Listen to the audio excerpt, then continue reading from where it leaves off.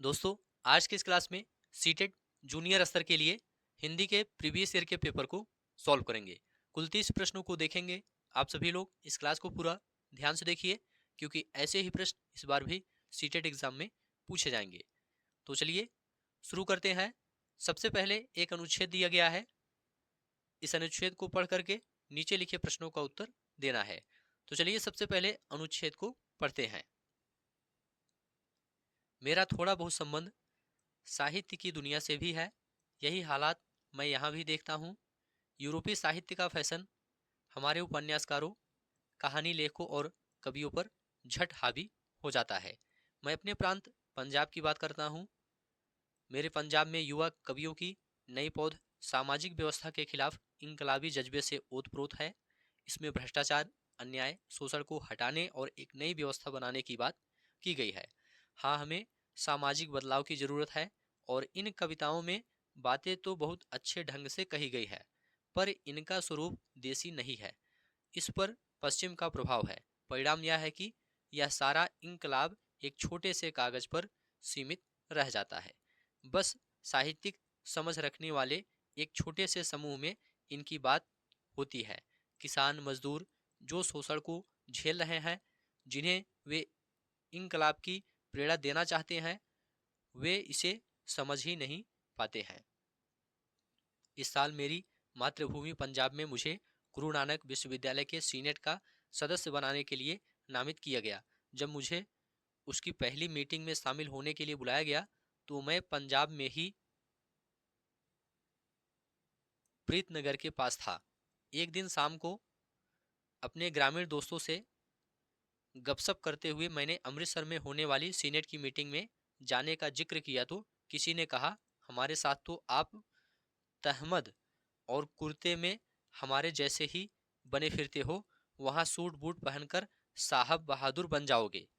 मैंने हंसते हुए कहा, क्यों, आप अगर चाहते हैं तो मैं ऐसे ही चला जाऊंगा। तभी कोई दूसरा बोला, आप ऐसा कर ही नहीं सकते। इस अनुच्छेद पर आधारित प्रश्न यहाँ पर पूछा गया है, युवा कवियों की नई पौध से क्या तात्पर्य है। वे कवि जो नए विषयों पर लिख रहे हैं, वे कवि जो अभी नए युवा हैं, वे युवा कवि जिन्होंने लेखन शुरू किया है, वे युवा कवि जो नए विषयों पर लिख रहे हैं। आप लोग बताइए, यहाँ पर आपका राइट आंसर क्या होगा। देखिए दोस्तों, यहाँ पर आपका राइट आंसर हो जाएगा, वे युवा कवि जिन्होंने लेखन शुरू किया है। युवा कवियों की नई पौध से तात्पर्य है कि वे युवा कवि जिन्होंने लेखन शुरू किया है। पंजाब के युवा कवियों के लेखन का विषय है सुव्यवस्था, न्याय, भ्रष्टाचार, भावनाएं। आप लोग बताइए, यहाँ पर आपका राइट आंसर क्या होगा। देखिए दोस्तों, अनुच्छेद के आधार पर यहाँ पर भ्रष्टाचार आपका राइट आंसर हो जाएगा। पंजाब के युवा कवियों के लेखन का विषय भ्रष्टाचार है। ठीक है, इनकी रचनाओं में भ्रष्टाचार, अन्याय, शोषण को हटाने और एक नई व्यवस्था बनाने की बात की गई है। कविताओं का स्वरूप देसी नहीं है। वाक्य से अभिप्राय क्या है। कविताओं में शब्द पश्चिम से प्रभावित हैं, कविताओं में शब्द पश्चिम से प्रभावित नहीं है, कविताओं की अभिव्यक्ति पश्चिम से प्रभावित है, कविताओं का प्रकाशन पश्चिम से प्रभावित है। तो देखिए दोस्तों, यहाँ पर आपका राइट आंसर हो जाएगा, कविताओं की अभिव्यक्ति पश्चिम से प्रभावित है। कविताओं का स्वरूप देसी नहीं है। वाक्य से अभिप्राय है कि कविताओं की अभिव्यक्ति पश्चिम से प्रभावित है। अनुच्छेद के आधार पर बताइए कि किनका शोषण हो रहा है। किसानों और कवियों का, कवियों और मजदूरों का, कवियों और लेखकों का, किसानों और मजदूरों का।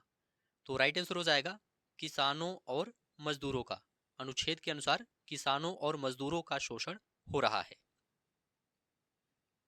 अनुच्छेद के आधार पर बताइए कि पंजाब प्रांत के आदमी सामान्यतः क्या पहनते हैं।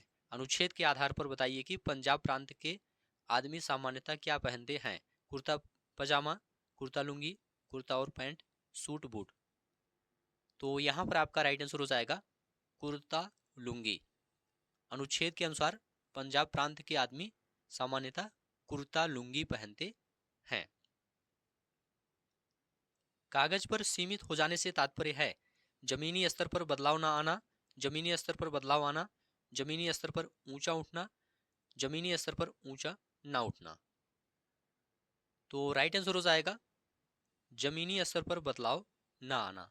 कागज पर सीमित हो जाने से तात्पर्य है जमीनी स्तर पर बदलाव ना आना। पहला ऑप्शन आपका राइट आंसर हो जाएगा। सभी प्रश्न ध्यान से देखते हुए चलिए और सभी प्रश्नों का उत्तर बताने का प्रयास कीजिए। इस पर पश्चिम का प्रभाव है, वाक्य है संबंधवाचक, विधानवाचक, प्रश्नवाचक, संदेहवाचक। तो यहां पर आपका राइट आंसर हो जाएगा विधानवाचक। इस पर पश्चिम का प्रभाव है, यह वाक्य विधानवाचक है। देखिए दोस्तों, ऐसे वाक्य जिनसे किसी बात के होने का बोध हो विधानवाचक वाक्य कहलाते हैं। ग्रामीण, सामाजिक, युवा आदि शब्द है संज्ञा, सर्वनाम, विशेषण, क्रिया। तो यहां पर आपका राइट आंसर हो जाएगा विशेषण। ग्रामीण, सामाजिक तथा युवा विशेषण शब्द है। तीसरा ऑप्शन आपका राइट आंसर हो जाएगा। यहां पर फिर से एक अनुच्छेद दिया गया है, अनुच्छेद को पढ़ करके नीचे लिखे प्रश्नों का उत्तर देना है। माइकल एंजेलो इटली के बहुत प्रसिद्ध शिल्पकार थे। वे बड़ी सुंदर मूर्तियां बनाते थे। लोगों ने पूछा कि आप इतनी सुंदर मूर्ति कैसे गढ़ लेते हैं। उन्होंने कहा कि मैं मूर्ति कहाँ गढ़ता हूँ, वह मूर्ति तो पहले से ही पत्थर में थी, मैंने तो सिर्फ पत्थर का फालतू हिस्सा हटा दिया तो मूर्ति प्रकट हो गई। तो विद्यार्थी को अपना परिचय पाने में, स्वभान होने में मदद करना ही शिक्षक का काम है। अब यह स्वभान कैसे हो? कहते हैं सेल्फ इज लाइक अ रे। जो साइंस में माना जाता है कि प्रकाश की किरण अदृश्य होती है, वह आपको दिखाई देती है, वैसे हमारा जो स्व है वह शून्य में, अभाव में, समझ में नहीं आता। वह तब प्रकट होता है जब मैं स्वधर्म कर्तव्य कर्म करता हूँ। कर्म करते करते मुश्किल का जब मैं सामना करता हूँ, तब मेरा रूप, मेरी शक्ति, मेरे स्व का मुझे पता चलता है।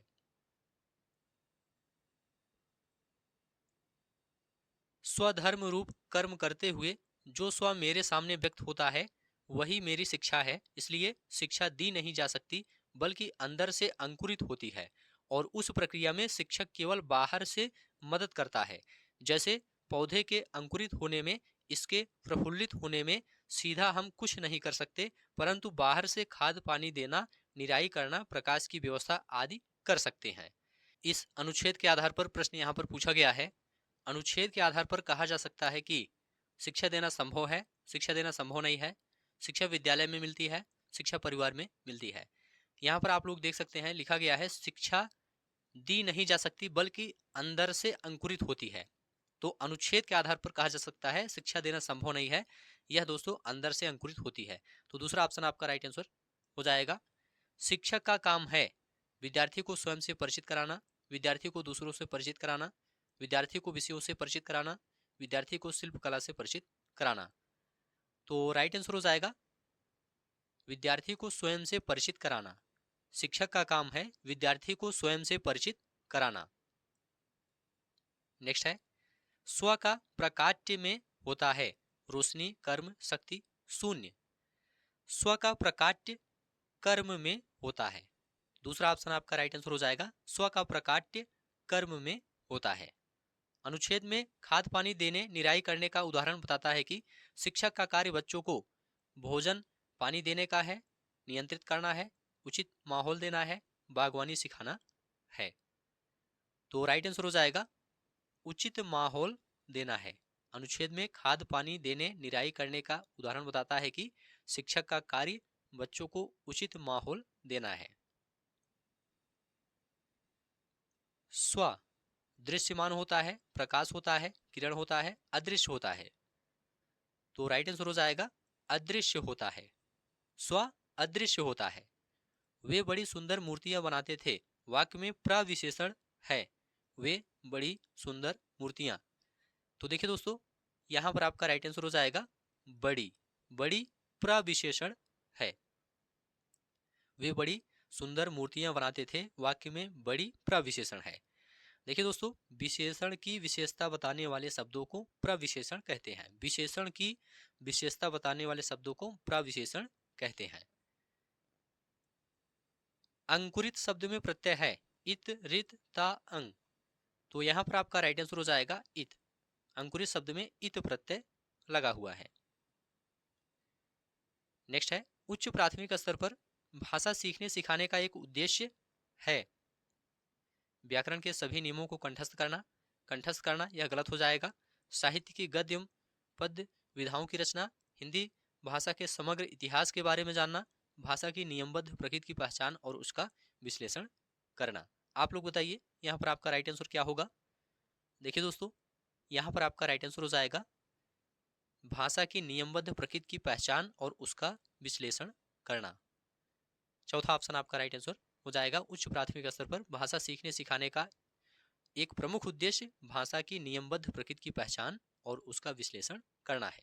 हिंदी भाषा सीखने के संदर्भ में कक्षा 8 में पढ़ने वाले बच्चे से यह अपेक्षित है कि वह हिंदी भाषा की समस्त नियमावली को जान सके, हिंदी भाषा के मुहावरों और लोकोक्तियों को जान सके, विभिन्न संदर्भों में हिंदी भाषा का प्रभावी प्रयोग कर सके, तत्सम प्रधान भाषा का प्रभावी प्रयोग कर सके।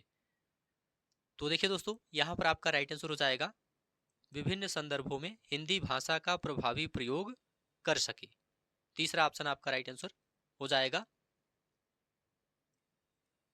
हिंदी भाषा सीखने सिखाने के लिए अनिवार्य है भाषा की पाठ्यपुस्तक की उपलब्धता, समृद्ध भाषा परिवेश की उपलब्धता, हिंदी भाषा की लिखित परीक्षा, भाषा की दृश्य श्रव्य सामग्री की उपलब्धता।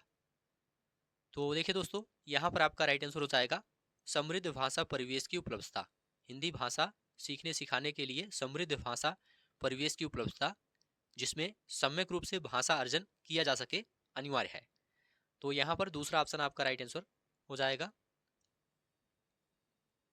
उच्च प्राथमिक स्तर पर हिंदी भाषा के आकलन में सबसे महत्वपूर्ण है हिंदी भाषा की व्याकरण की जानकारी, हिंदी भाषा की बारीकियों की समझ व प्रयोग, हिंदी भाषा के साहित्यकारों की जानकारी, हिंदी भाषा की मानक वर्तनी की जानकारी।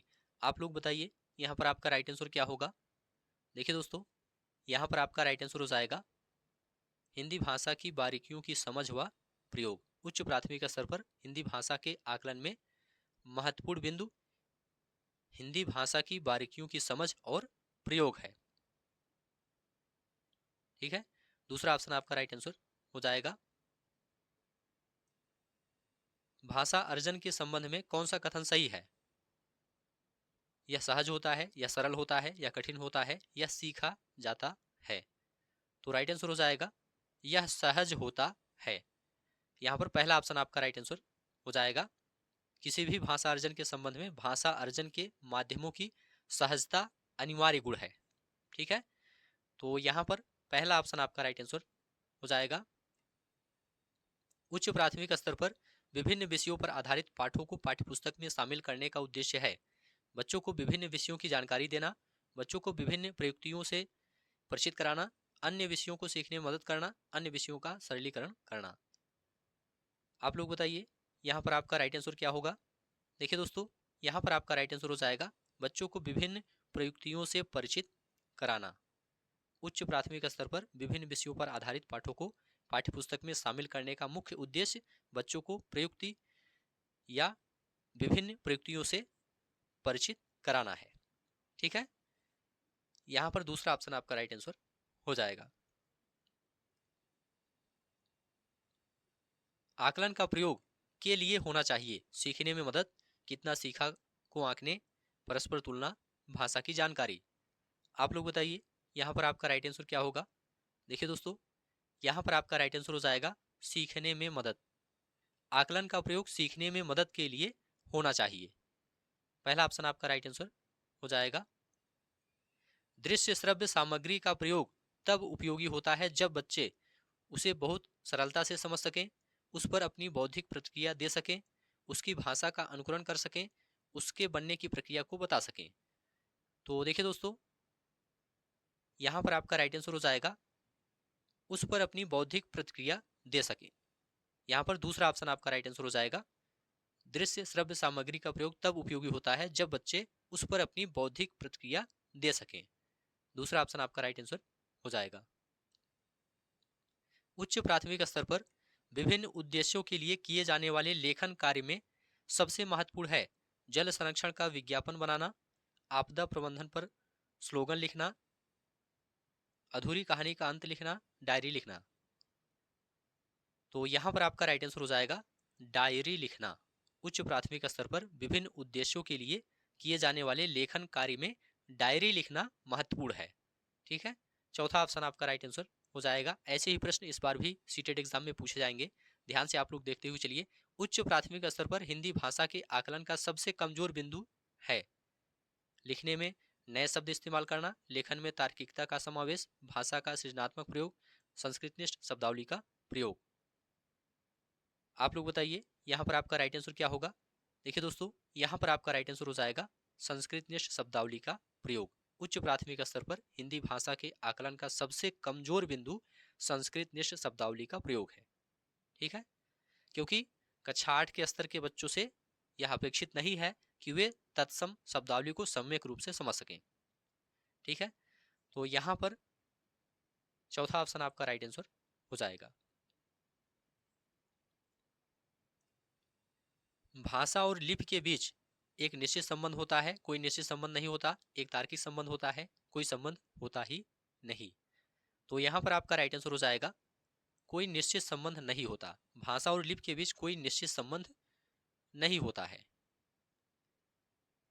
नेक्स्ट है, उच्च प्राथमिक स्तर पर हिंदी भाषा का आकलन करते समय आप सर्वाधिक बल किस पर देंगे? लिखित परीक्षा, मौखिक परीक्षा, पोर्टफोलियो, जांच सूची। तो राइट आंसर हो जाएगा पोर्टफोलियो। पोर्टफोलियो दोस्तों, इसमें बच्चों की निरंतर प्रगति से संबंधित तमाम आंकड़े और फीडबैक आदि को एकत्रित किया जाता है। इसी एकत्रित फीडबैक की रिपोर्ट को पोर्टफोलियो कहा जाता है।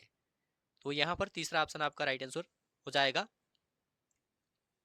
नेक्स्ट है, बहुभाषिक कक्षा में बच्चों की भाषाएं बहुत गंभीर समस्या है जिसका कोई समाधान नहीं है।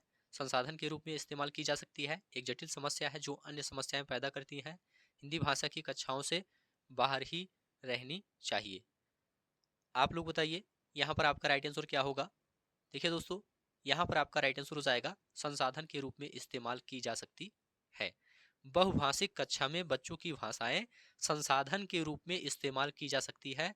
दूसरा ऑप्शन आपका राइट आंसर हो जाएगा। उच्च प्राथमिक स्तर पर व्याकरण पढ़ाने की आगमन पद्धति में जटिल से सरल की ओर जाते हैं, उदाहरण से नियम की ओर जाते हैं, नियम से उदाहरण की ओर जाते हैं, व्याकरण की पाठ्य पुस्तक पर केंद्रित रहते हैं। आप लोग बताइए यहाँ पर आपका राइट आंसर क्या होगा।